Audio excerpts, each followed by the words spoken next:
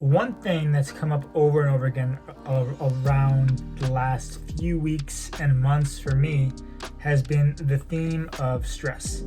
And in this video, I'm going to talk about how to find meaning in difficult times. And before I go any further, one thing that has been stressing me out is asking you to hit the like button and subscribe. And so I'm just going to eat the frog and just ask if you could do that, hit that like button, hit the subscribe button for more content just like this. And wow, it's not so bad. And so we're going to get to that. But moving right along, there are two types of stress. There is eustress, EUSTRESS, eustress, and DeStress. Right now, eustress is stress that is beneficial. That could be working out, taking a cold shower. These things might be painful in the short term, but they're ultimately beneficial, health-wise, financially-wise, etc. Now, de-stress is not nearly as much fun. It's anxiety, overwhelm, overthinking, things that can potentially lead to physical symptoms as well. Okay, now, according to choosingtherapy.com, distress is caused when a person assumes the stress or stressors are not within their control or ability to fix or change. People who experience distress tend to feel overwhelmed and helpless, and because they haven't found an actionable solution, tend to revert to worrying and unproductive responses. Right? Now, the key there is unproductive responses. My list of stressors seems to be endless, right? I can create an entire video about the list of stressors in my life or the potential stressors in my life. And I've realized that stress is kind of like the scary monster in the closet, right? You think it's this insane, scary thing, and then when you open the closet, you realize it's just a bunch of sweaters piled up in a weird shape. And ultimately, when we face it, when we face the reality of the situation, it's not nearly as scary as it seems. But that's an oversimplification, because a lot of times it's hard to see the forest through the trees. Okay, so there are a couple things I've done to address this.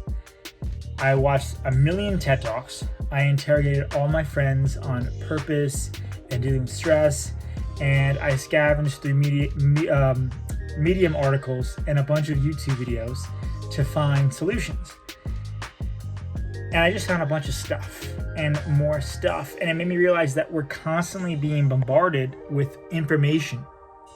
And a lot of times, more information is not the solution. It's not the answer, right? So that's one thing I realized. And number two is that maybe thinking my way out of this in the same way that I thought my way into this problem or challenge isn't the solution.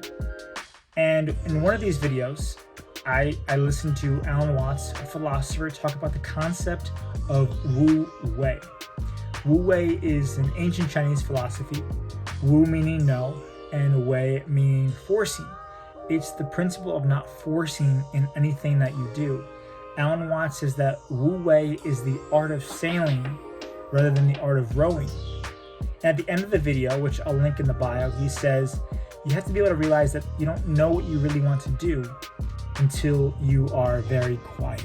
Now, what are the practical steps we can take to address the noise, the difficult times, the stressors, the stress? One, face reality. Look at your bank account, look at your calendar, look at your social life or lack thereof. Look at the problem. What don't you want to experience anymore? So, awareness. I recommend journaling to help with this.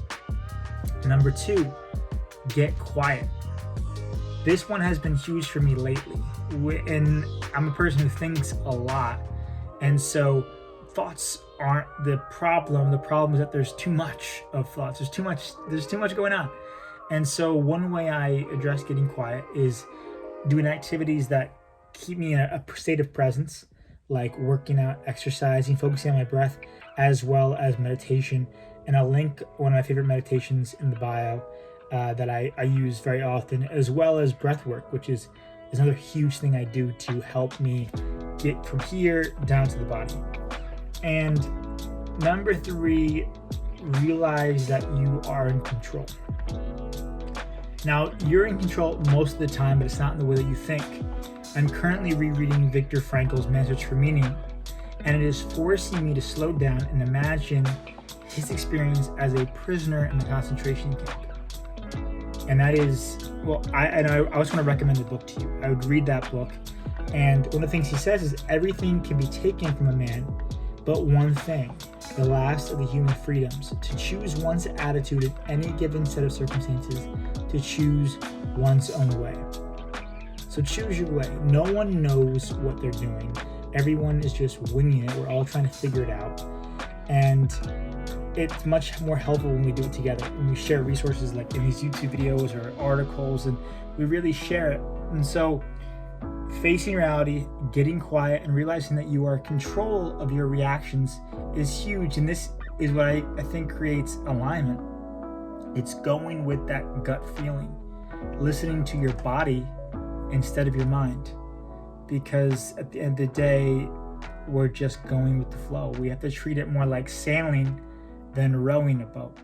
And so I thank you for watching this video. I hope you liked it. Please hit that like button, hit subscribe, and I'll see you in the next one.